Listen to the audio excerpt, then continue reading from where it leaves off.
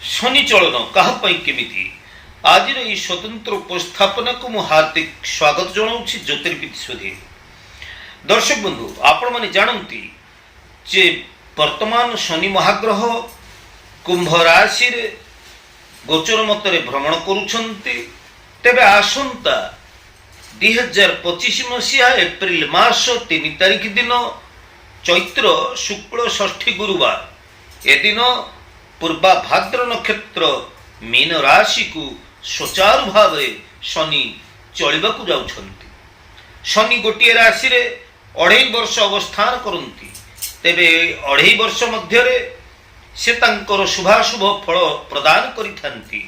दर्शक बंधु क्यों क्यों राशि मानक पई शनि सप्ताह लागू हेबो, क्यों क्यों राशि मानक पई शनि 7.5 लागू हेबो एवं क्यों क्यों राशि माने ई शनि महाग्रह द्वारा अत्यंत शुभ फल प्राप्त हेबे एई संपर्क रे खूब संक्षिप्त भाव रे मु तथ्य रखिबा जाउछि। आलोचनाटी अत्यंत रोचकपूर्ण हेबो एवं उपादेयपूर्ण हेबो। एथिपाई मूलरू शेष पर्यंत मोर वीडियो को देखंतु आ जानंतु जे शनि चलन अव्यवहित पूर्वरु मु आपनमानक पई संक्षिप्त सूचना आधार रे ई वीडियो को प्रस्तुत करिछि। शनि चलन कहा पई केमिति। मेष राशि मेष राशि व्यक्ति विशेष आपण द्वादश रे शनि रहिबे। शनि 7.5 आपण भोग करबा जाउछंती।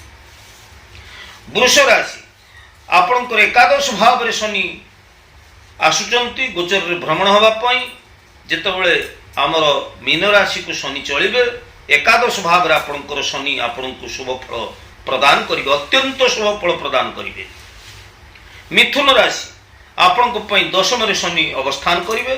तेणु मिथुन राशि व्यक्ति माने मध्य अत्यंत शुभ फल प्राप्त ही पारिबे।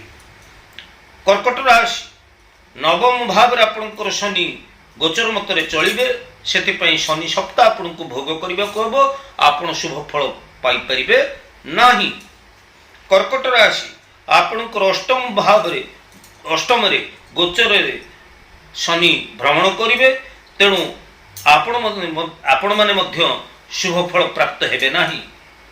कन्या राशि आपणकर षष्ठ रे शनि थिले सप्तम को आसीबे। तेणु शनि सप्ताह आपण भोग करिवे। एई शनि सप्ताह आपणक पई शुभ फल प्रदान करिवो नाही। तुला राशि व्यक्ति विशेष आपणक पई षष्ठ को शनि आसुचंती। तेणु निश्चित भाव रे तुला राशि व्यक्ति विशेष अत्यंत शुभ फल प्राप्त होबा जाउछंती। बिच्छा राशि आपणकर चतुर्थ रे शनि थिले एबे पंचम को आपणकर शनि आसुचंती।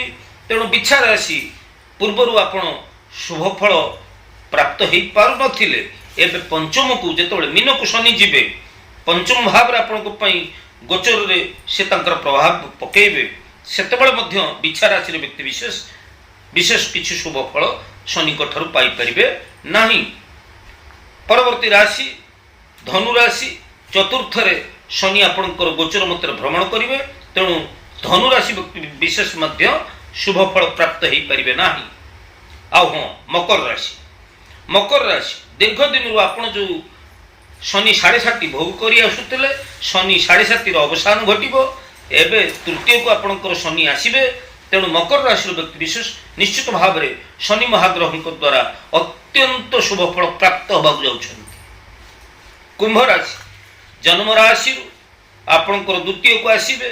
तेणु आपण शनि 7.5 तो भोग करूचंती। तेणु ये द्वितीय मध्य आपण शनि 7.5 भोग करिवे। तेणु कुंभ राशि पई शनि शुभ फल प्रदान करिवे नाही। मीन राशि रे जन्म राशि रे रहिबे शनि 7.5 आपण भोग करिवे। तेणु आपण को पई मध्य शनि शुभ फल प्रदान करिवे नाही।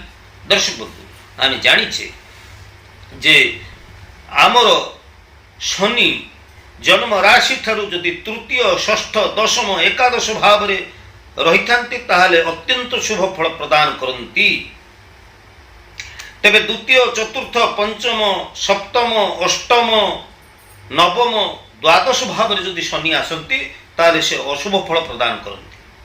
तेबे शनि महाग्रहंकर नाम शुणिले लोक माने भयभीत हो जाती। भावंती जे शनि खराब आसिलानी हुए तो आमर अनेक किछि अनिष्ट घटिबा जाउछि। ପୁଣି ଯେଉଁମାନେ ଶୁଣନ୍ତି ଯେ ଶନି ଆମର ଭଲ ଆସୁଛି ସେମାନେ ଅତ୍ୟନ୍ତ ଖୁସି ହେଇଯାଆନ୍ତି, ଅତ୍ୟନ୍ତ ଆନନ୍ଦିତ ହେଇଯାଆନ୍ତି। କିନ୍ତୁ ବାସ୍ତବିକ କଥାଟି ସେଇଆ ନୁହେଁ। ବାସ୍ତବିକ କଥାଟି ହେଉଛି ଯେ ଶନି ହେଉଛନ୍ତି ନ୍ୟାୟର ଦେବତା ଗ୍ରହ।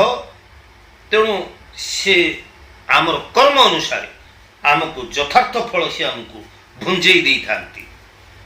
ତେଣୁ ଆପଣଙ୍କର ଯଦି ଶନି ଶୁଭ ଅଛି, ଯଦି ଆପଣ କର୍ମ ଖରାପ କରିବେ ତାହେଲେ ଶନି କେମିତି ଆପଣଙ୍କ ପାଇଁ ଶୁଭ ଫଳ ପ୍ରଦାନ କରିବେ? ଆଉ ଯଦି ଜଣଙ୍କର ଶନି ଖରାପ ଅଛନ୍ତି, ସେ ଯଦି ସଦାଚାରରେ ଏବଂ ଠିକ କର୍ମ କରୁଛନ୍ତି ତାହେଲେ କର୍ମର ଯଥାର୍ଥ ମୂଲ୍ୟ ସେ ଆମକୁ ଦେବେ ହିଁ ଦେବେ। ତେଣୁ ଦର୍ଶକ ବନ୍ଧୁ, ଏଇଥିପାଇଁ ଆମର ମହାଭାରତର ଦାନ ଧର୍ମ ପର୍ବରେ କୁହାଯାଇଛି ଯେ କେବଳ ଗ୍ରହ ନକ୍ଷତ୍ର ନ କରୁତି ଶୁଭାଶୁଭ ସର୍ବମାତ୍ମା କୃତ କର୍ମ ଗ୍ରହ ବାଦ ଲୋକାଇତି। ଏହାର ମାନେକୁ, ଏହାର ଅର୍ଥକୁ ଆପଣମାନେ ବିଶ୍ଳେଷଣ କରୁଥାନ୍ତୁ। ଆଉ ସେ ପର୍ଯ୍ୟନ୍ତ ମୋତେ ବିଦାୟ ଦିଅନ୍ତୁ। ଆଜିର ଉପସ୍ଥାପନଟି ଆପଣଙ୍କୁ କେମିତି ଲାଗିଲା? ଆପଣଙ୍କର ସୁଚିନ୍ତିତ ମତାମତ ମୋତେ ପ୍ରଦାନ କରିବେ। ଆଜି ତ ସମୟ ହେଇଯାଇ ଦର୍ଶକ ବନ୍ଧୁ, এই ଶନିଚଳନ ସମ୍ପର୍କରେ ଆମେ ବିସ୍ତୃତ ତଥ୍ୟ ରଖିବା। ଆଗକୁ କେଉଁ ରାଶି ପାଇଁ ଶନି କି ପ୍ରକାରର ଶୁଭ ଅଶୁଭ ଫଳ ପ୍ରଦାନ କରିବେ, ସମୟ ତ ଅଛି ଆଗକୁ ଆହୁରି। ତେବେ ସେ ପର୍ଯ୍ୟନ୍ତ ମୁଁ ବିଦାୟ ନେଉଛି। ଜୟ ଜଗନ୍ନାଥ।